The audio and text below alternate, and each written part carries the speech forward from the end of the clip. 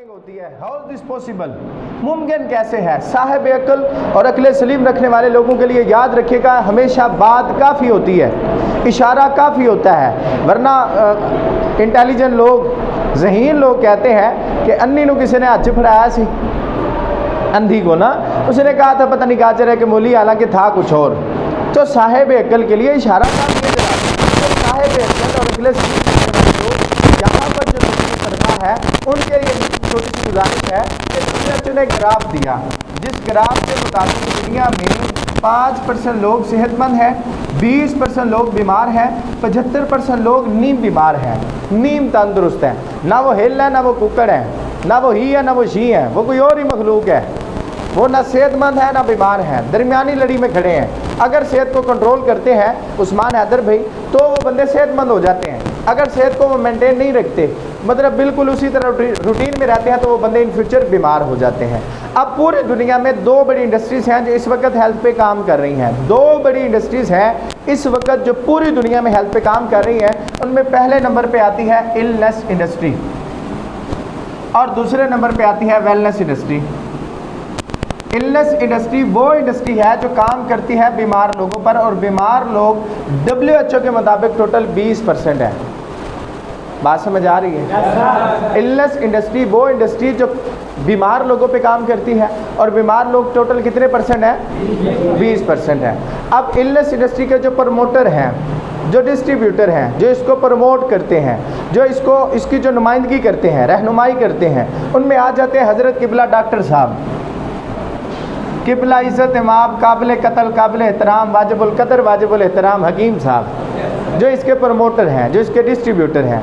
अब जो भी बंदा बीमार होता है वो किसके पास जाता है?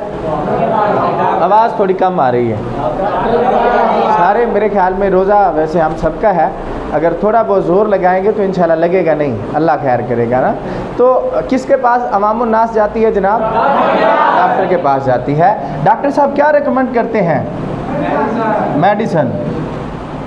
क्या आप इसके बारे में जानते हैं कि मेडिसिन किस चीज़ का महलूल होता है?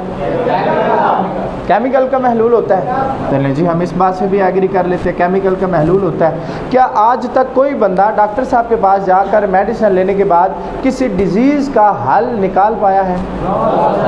मतलब किसी बंदे ने ब्लड प्रेशर की टैबलेट्स ली हों, शुगर की टैबलेट्स ली हों, और इन फ्यूचर वो बंदा बिल्कुल ठीक हो गया हो? क्या कभी ऐसा हुआ है? क्या कभी आपको सुनने को मिला है? क्या कभी आपको ऐसा देखने को मिला है? क्या आपके साथ कभी ऐसा हुआ है?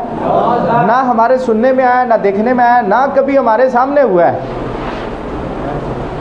इस बात से हर बंदा एग्री करता है कि जो बंदा 4-4 साल से भी मेडिसिन ले रहा है वो जब तक जीना चाहता है मेडिसिन लेगा। मेडिसिन उसका आखिरी, पहला, दरमियान वाला सारा इलाज व मुआलिज वही है, वही उसका सोल्यूशन है, वही उसका हल है। बात समझ आ रही है जनाब? अब गुजारिश ये है जनाब कि जो बंदा मेडिसिन लेता है, केमिकल लेता है, जब उसकी बीमारी का इलाज ही नहीं होता, हल ही नहीं होता, तो होता क्या है? जब हम इसकी गहराई में जाते हैं, थोड़ा सा इसको जब हम स्टडी करते हैं, तो याद रखिएगा मेडिसिन जितनी भी हैं वो सारी की सारी आवाम को फ़र्स्ट एड के तौर पर मुतारिफ़ कराई गई, जिसे हम वक्ती लज्जत वक्ती आराम कहते हैं। अब बनी किसके लिए है? वक्ती लज्जत के लिए, वक्ती आराम के लिए, फ़र्स्ट एड के लिए, और हम उसे किसके लिए रिकमेंड करते हैं? मुकम्मल इलाज के लिए। जब हम उसकी हकीकत से इनकार करते हैं तो उसकी वैल्यू ख़त्म हो जाती है, उसकी हमें समझ नहीं आती। भाई फ्रेंड को ही नहीं मान रहे, कंसेप्ट को ही नहीं मान रहे, इस्लाम के कंसेप्ट को कोई नहीं मानता, मुसलमान सारे ही हैं। भाई साहब, एक कंसेप्ट का नाम मज़हब है, जब कंसेप्ट को ही नहीं मानेंगे तो उसका असर हमें क्या होगा? वैसे हम मुसलमान हैं, नमाज नहीं पढ़ेंगे अल्हम्दुलिल्लाह, वैसे हम मुसलमान हैं, रोज़े नहीं रखेंगे, मतलब कंसेप्ट को नहीं मानेंगे, रूल कानून को नहीं मानेंगे, बस जहाँ पे मिलेगा ठोक देंगे हम उसका नाम लेकर। सरकार गुजारिश ये है कि बंदे यहाँ पे उनका कंसेप्ट नहीं समझते, बस मेडिसिन यूज़ करते हैं, बस मेडिसिन इस्तेमाल करते हैं। जब कंसेप्ट समझे बगैर मेडिसिन का इस्तेमाल होता है तो मेडिसिन आपको वक्ती लज्जत तो दे सकती है, वक्ती आराम तो दे सकती है, वो आपका मुकम्मल इलाज नहीं कर सकती। यहाँ तक बात समझ आ गई है? अब जो डॉक्टर 6 माह का डिस्पेंसर कोर्स करता है, 1 साल का उसने डिस्पेंसर कोर्स किया, हमने ये देखा इन गुनाहगार आंखों से कि बंदे ने 6 माह का डिस्पेंसर कोर्स किया, 1 साल का कंप्यूटर कोर्स किया और हमारे इलाके में आके उसने क्लिनिक शरीफ ओपन कर ली। क्लिनिक ओपन करने के बाद एक बात जहन नशीन फरमाइएगा, dispenser is not a doctor. Dispenser doctor नहीं होता। कंप्यूटर वगैरह वो जो होते हैं एज आ सटपनी, वो डॉक्टर नहीं होते। डॉक्टर कहलवाने के लिए, डॉक्टर बनने के लिए मिनिमम MBBS करना पड़ता है, उसके बाद जाके आप डॉक्टर कहलवा सकते हैं। उससे पहले आप डॉक्टर कहलवाने का भी हक नहीं रखते।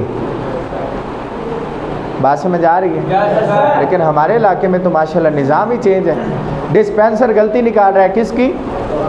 डॉक्टर की, MBBS की, और जिसने स्पेशलाइजेशन की है उसकी गलतियां निकाल रहे हैं। अब हमने ये देखा कि क्लिनिक ओपन होने के बाद उसने अवाम नास को अपनी तरफ अट्रैक्ट किया, अपनी तरफ उसने राग़ब किया, अवाम नास को ठोक ठोक कर स्टीरॉइड यूज़ कराए। जब स्टीरॉइड जितना हैवी होगा रिज़ल्ट उतना ज़्यादा होगा। अब नई नई दुकान चली हो तो आपको पता है दूध खालिस मिलता है चंद दिन के लिए ना, उसके बाद फिर पाकिस्तानी अपनी हरकत व शक्लात पे आ जाते हैं, चंद दिन ओरिजिनल दूध मिल जाता है। हमारी भी कोशिश होती है कि जिथे दुकान नवी निकली होवे ना, ओपन हुई होवे, कुछ 4 दिन दुध थो लो जिथों को तुहानू चंगा दुध लभे है, ते नाल पैकेज भी होंदा है, किलो नाल आधा किलो फ्री है जी। गुजारिश ये है, दुध वाले फिर बैठे हैं साढ़े कोल ना, है जी। गुजारिश ये है जनाब कि इस जगह पर क्लिनिक ओपन होने के बाद उस बंदे ने स्टीरॉइड ठोक कर इस्तेमाल कराया, मेडिसिन में, इंजेक्शंस में स्टीरॉइड उसने, मैं कहता हूँ फुल पीक पे रखा। जब अर्जेंट रिजल्ट मिलता रहा तो आवाम और ज़्यादा अट्रैक्ट हुई, आवाम का और ज़्यादा रश बढ़ा। जब रश ज़्यादा बढ़ा तो हमने ये देखा कि 3-4 माह उसने अपनी दुकानदारी बनाई, क्लिनिक में उसने रश इकट्ठा किया। अगले 4 से 5 डॉक्टर हमें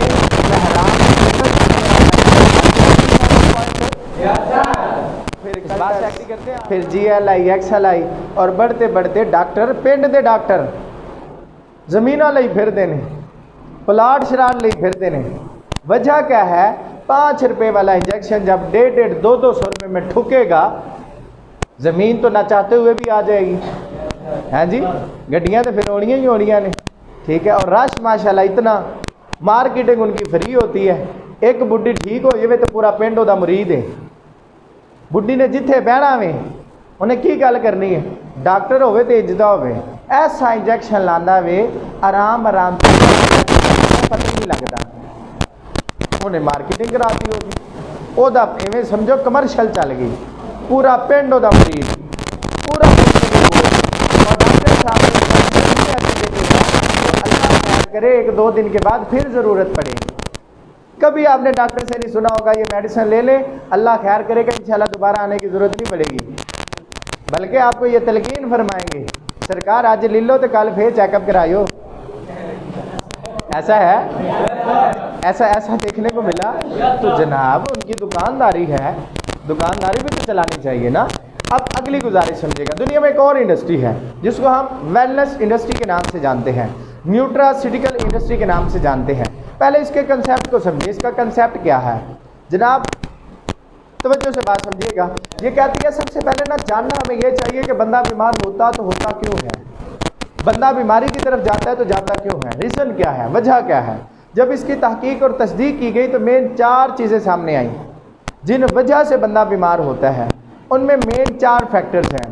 मतलब एक पोल्यूशन होती है, उसमें सोइल पोल्यूशन और आबी पोल्यूशन, हवाई पोल्यूशन, इसके अलावा हमारी डाइट का इशू होता है और हमारा जो है वो विरासती अवामिल भी होते हैं। इसके अलावा हमारे माहौल का भी असर अंदाज होता है, हमारी सोच का भी असर अंदाज होता है। अगर हम इन 4 फैक्टर्स को स्टडी करें तो बहुत लंबा टॉपिक है। इनको घोल मेल कर अगर हम इनको इसका महलूल निकालें तो मेन 3 चीज़ें हैं जिस वजह से बंदा बीमार होता है। उनमें पहली रीज़न इंसान की खुराक है, उसमें दूसरी रीज़न इंसान की खुराक और तीसरी रीज़न फिर खुराक है।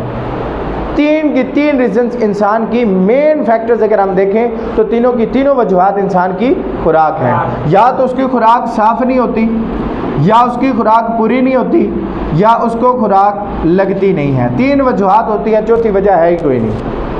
यहाँ तक बात एग्री कर रहे हैं? बात समझ आ रही है? तीन ही वजूहात हैं, चौथी वजह है ही कोई नहीं। या तो उसकी खुराक साफ़ नहीं होगी, या उसकी खुराक पूरी नहीं होगी, या उसको खुराक लगती नहीं है। तीन ही वजूहात हैं। अब गुजारिश ये है कि जब बंदा बीमार खुराक की वजह से होता है तो बरादरान मुकर्रम उसको चाहिए भी खुराक। कौन सी खुराक चाहिए, कौन सा फूड सप्लीमेंट चाहिए कि अगर उसको खुराक साफ़ नहीं मिली तो खुराक साफ़ करके दे, अगर खुराक पूरी नहीं मिली तो खुराक पूरी करके दे, अगर खुराक लगती नहीं है तो मेन जो उसका इन्फेक्शन है उसका इन्फेक्शन ख़त्म करे। बात समझ आ रही है? अब आपने मुझे ये बताना है कि ये जो 75% लोग नीम बीमार हुए हैं, क्या ये वाकई खुराक की वजह से हुए हैं? कोई और वजह तो नहीं है? उस्मान है अंदर, बताएंगे। कोई और वजह तो नहीं है, वाकई खुराक की वजह है। चलें जी, 75% लोग तो बीमार हो गए खुराक की वजह से। अब इनको जाना किसके पास चाहिए? इलनेस वालों के पास, मतलब जिनके पास केमिकल है उनके पास, या वेलनेस के पास? किसके पास जाना चाहिए? दर्शन लाल बताएंगे फ्राम घुटकी। किसके पास जाना चाहिए? वेलनेस के पास। 75% लोग आगे जनाब वेलनेस के पास। एक बंदा माशाल्लाह हट्टा कट्टा छोटा, हाँ सही गोलू मोलू है, सेहतमंद है, और वो माजरत के साथ सेहतमंद रहना भी चाहता है। हमारे माशाल्लाह चंद अहबाब बैठे हैं, बाकी तो सारे रिजर्व पे लगे हुए हैं। चंद अहबाब ऐसे बैठे हैं जो माशाल्लाह सेहतमंद है। अब ये अपनी सेहत को यूं ही बरकरार रखना चाहते हैं। इनको क्या डेली पैनाडॉल लेनी चाहिए? डेली डेस्पिरिन लेनी चाहिए? क्या हफ्ते के बाद इंजेक्शन लगवाना चाहिए? क्या महीने के बाद ड्रिप लगवानी चाहिए? तो मेरी सरकार करना क्या चाहिए? खुराक अच्छी करनी चाहिए। खुराक कौन प्रोवाइड करता है? इलनेस के वेलनेस? 5% किसके पास आएंगे? वेलनेस के पास। 5% आगे जनाब वेलनेस के पास। एक बंदा बीमार है और पिछले 2-3 साल से 4 साल से मुसलसल मेडिसिन ले रहा है, मुसलसल जनाबे वाला। पिछले 4 साल से वो बंदा ब्लड प्रेशर की टैबलेट्स ले रहा है। पिछले 6 साल से आपने देखा होगा कि बंदा गैट्रल ग्लूकोफेज मेडिसिन ले रहा है शुगर के लिए, डायबिटीज़ मिलाइटिस के लिए। एक बंदा आपने पिछले 4 सालों से देखा जो बंदा मुसलसल इंसुलिन लगा रहा है। क्या वो बीमारी का इलाज करवा रहा है? वक्ती लज्जत ही ले रहा है ना, वक्ती आराम ही ले रहा है ना। अगर वो मुकम्मल इलाज करवाना चाहता है तो क्या आज भी उसको इलनेस के पास जाना चाहिए या वेलनेस के पास? किसके पास आना चाहिए? वेलनेस के पास। वेलनेस के पास कितने % लोग हो गए? 20% और टोटल 100%। इनके पास कितने %? 10% वो अर्जेंट जिनका उसके अलावा हल ही नहीं है, जिनका उसके अलावा इलाज ही नहीं है। फॉर एग्ज़ाम्पल, एक बंदे की टांग में दर्द हो रहा है, उसे लस्सी तो नहीं ना पिला सकते हैं जी। एक बंदे की ब्लीडिंग हुई है, ब्लीडिंग शुरू है, एक्सीडेंट हुआ है या किसी और वजह से यकदम एक्सीडेंट हो गया है कि किसी भी वजह से अगर उसकी ब्लीडिंग हो रही है तो क्या हम उसको वहाँ पर टमाटर खीरा दे सकते हैं? नहीं दे सकते ना जनाब। उसको हम अर्जेंट कुछ स्टीरॉइड देंगे जिस वजह से उसकी ब्लीडिंग रुक जाए, उसे पेन किलर देंगे जिस वजह से उसे दर्द ना हो। वो 10% जाएंगे वो वेलनेस के पास आएंगे। इस बात से एग्री करते हैं आप? अब कंपैरिजन हमने करना है, हमने मवाजना करना है। कंपैरिजन हमने ये करना है कि जनाबे वाला अगर कोई बंदा, कोई भी डिस्ट्रीब्यूटर है, कोई भी मैं कहता हूँ रहनुमा है, कोई भी उसका लीडर है,